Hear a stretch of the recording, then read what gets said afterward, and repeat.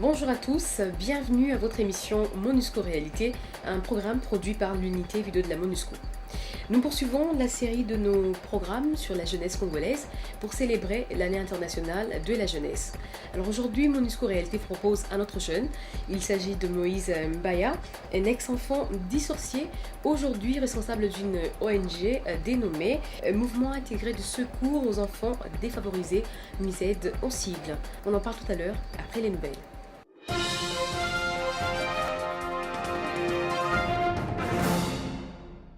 Le représentant spécial du secrétaire général de l'ONU pour la République démocratique du Congo, M. Roger Miss, a effectué une visite de travail de 3 jours la semaine dernière dans la province du Katanga. Cette visite a permis au chef de la MONUSCO d'échanger avec les autorités politiques, militaires, aussi le membre de la société civile, et de renforcer le partenariat entre la MONUSCO, le gouvernement et le système des Nations Unies. Roger Miss a profité de son séjour dans le Katanga pour rappeler à ses interlocuteurs que la sécurité et la protection des civils demeurent la priorité dans le monde actuel de la mission. Il a également indiqué l'engagement de la MONUSCO et l'ensemble du système des Nations Unies à poursuivre son programme de renforcement des capacités des forces de sécurité nationales. Le représentant spécial du secrétaire général de l'ONU en RDC a aussi rencontré le personnel de la MONUSCO et celui des agences des Nations Unies déployées au Katanga. C'est évident que pour nous, pour la MONUSCO, la protection civile reste toujours en première place comme priorité. Et donc dans une zone aussi assez sensible et avec la présence juste à côté des groupes armés ou bien des personnes qui menacent la population, ça reste toujours un des priorités les plus fondamentales pour s'adresser à ce problème. Alors, on parle bien, et c'est juste, des problèmes de stabilisation, d'assurer la réussite, la stabilité long terme, mais bien entendu, il faut arriver aussi en conditions de sécurité pour permettre à la population, tous les civils, à poursuivre leur vie, cultiver leur champ, faire leur activité en conditions qui sont propres, qui sont en sécurité. Au Nord Kivu, la MONUSCO tire la sonnette d'alarme et dénonce la reprise de recrutement depuis le mois d'octobre dernier des enfants par les forces et groupes armés encore actifs dans cette province, et cela même lorsque ceux-ci sont encore à l'école. Pour étayer ces faits, la mission onusienne a pu documenter plusieurs cas de recrutement forcé au Nord Kivu, notamment à Kichanga. La mission onusienne souligne que cette situation malheureuse a repris alors que la loi congolaise interdit cette pratique considérée par plusieurs instruments internationaux comme crime de guerre. Le porte-parole de la MONUSCO l'a rappelé au cours du point de presse de mercredi dernier.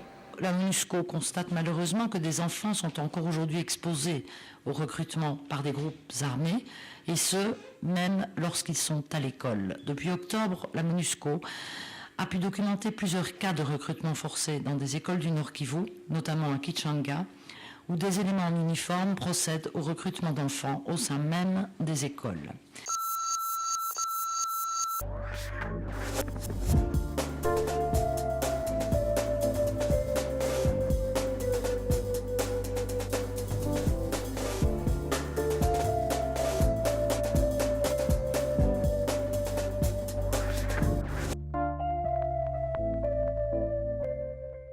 Le phénomène des enfants dissorciés est une réalité à Kinshasa.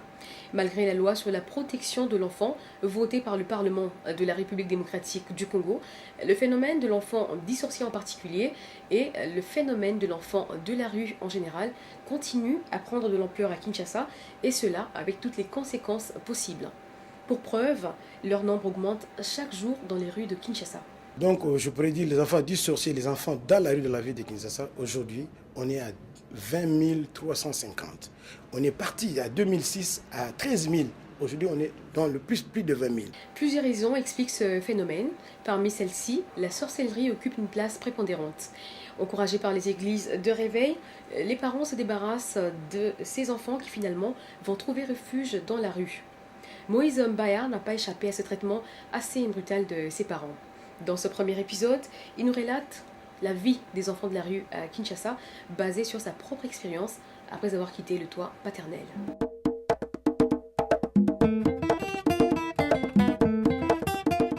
Bana ya balabala benganga Che Guevara mpona nini babenganga Che Guevara parce que nayelela bango révolution mpona korévolutionne mwa makambo wana bakoma normal yango bapesanga komona Che Guevara.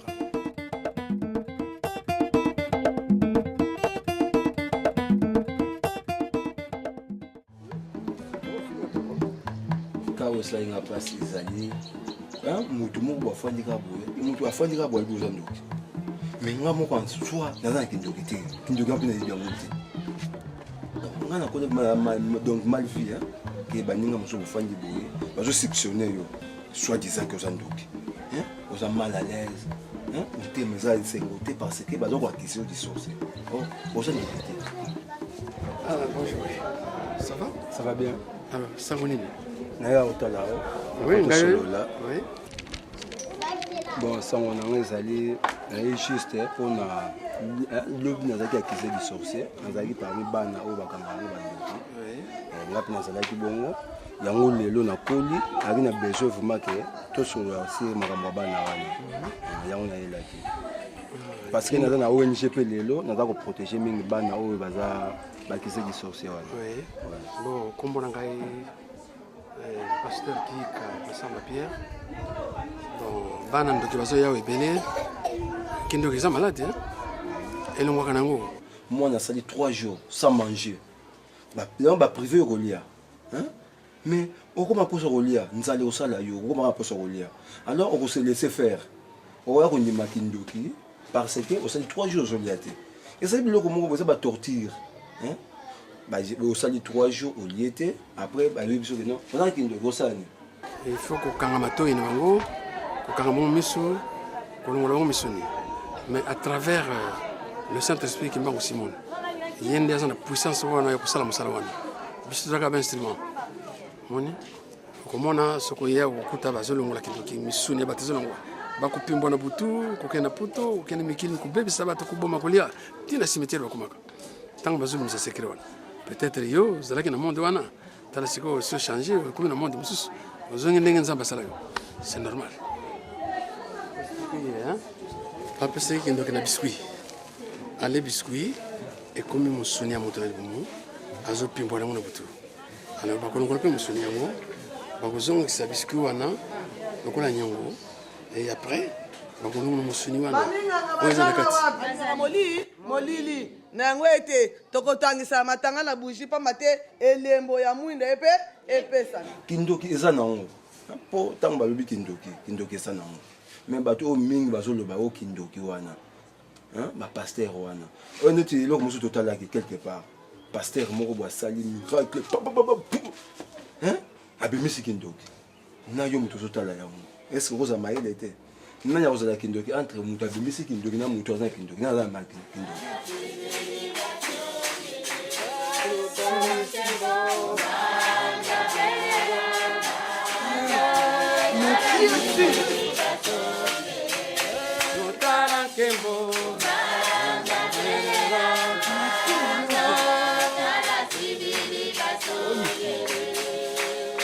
Merci, il y avait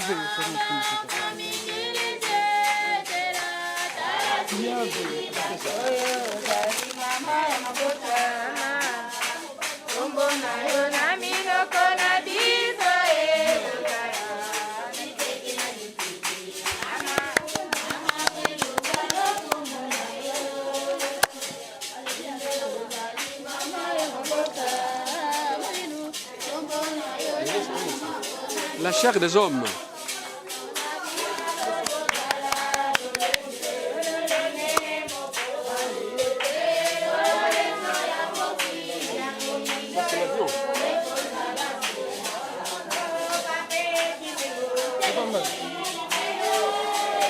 Au nom de Jésus.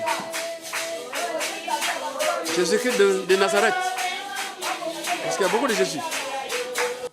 Bana mingi ba o bazaka kise de sorcellerie wana ezali kaka 8 à 14 ans mingi mais yende mdola mistake parce que nga mone loko moko bo mutu ko azu gilette aka pasoni mutu pa abimisi musuni abiki ndoki yango mais comment ça le robot mais il ne me donne mystique hein soki pour nanga na okanga ndeye oh mais yo sali yango ndeni fala isa biso ke o sali yango ndeni Saint Esprit non c'est biloko moko un peu bizarre mais pas toujours comprendre biloko wana te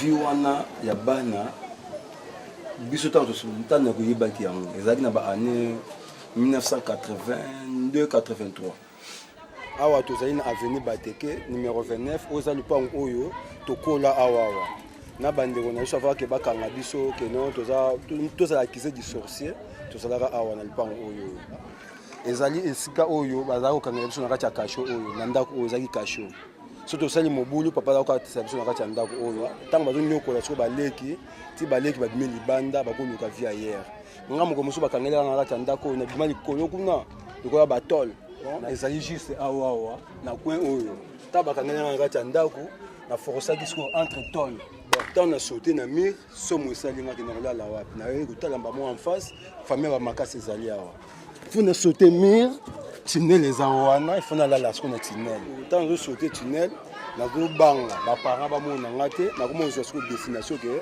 nakende oluwa place ya kolia donc nakokende oluwa kolia na abattoir awa tozali na abattoir public na commune ya Masina ça fait 6 mois on a passé awa mais lelo 20 ans depuis que natiabaka makolo nanga place oyo te yango lelo nayaki mpona tala camarade mutu mona travailla na ye papa député ye wana te papa député wana kuna Député Yaka. Député ye wana papa député ye wana C'est lui qui l'a encadré.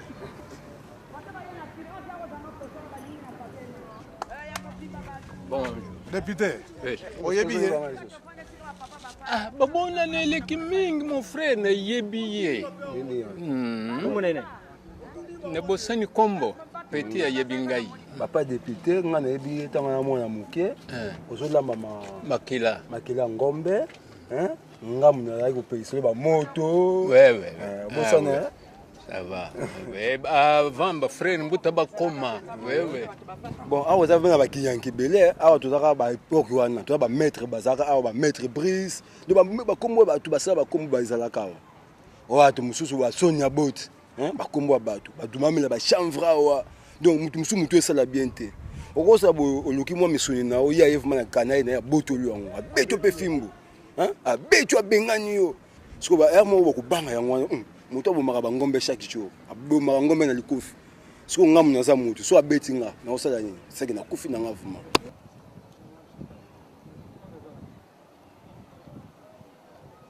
tamba zo pasola tamba biso zo ya kolokota omona kuti boye olokoti musuni boye okotia on ngata chasser yango zo constituer que non je repas ya journée donc chaque jour to zo ya kolokota ka boye.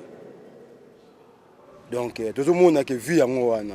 Or, vie normale, ils ont comme il y a eu photos dépendent pas des parents. Na âge wana zalaki na on arrive vraiment mineur. Na zalaki na âge ba 9 ans, ti to comme ba 9 ans, na arrive vraiment mineur. Mais âge wana na rosa responsable nga monter na miloko moyo comme il saka. Donc, zalaki moi berère moko boyela biso na mutu bongo yekaka bo. O quitter famille, o yeba nyoko komisa yo mokolo. Tabatan wana. Ya omoni lelo vraiment tant que tu comprendre mokili il faut que tu aider sur ba leki na biso batikali wana ke non ba mona mamo biso mona raté. Des ONG et autres structures d'encadrement fournissent des efforts pour éradiquer ce phénomène. La MONUSCO, quant à elle, estime qu'il faut un engagement ferme de la société assorti d'une volonté politique pour mettre fin à cette situation. C'est la fin de cette émission. Merci de m'avoir suivi. À très bientôt.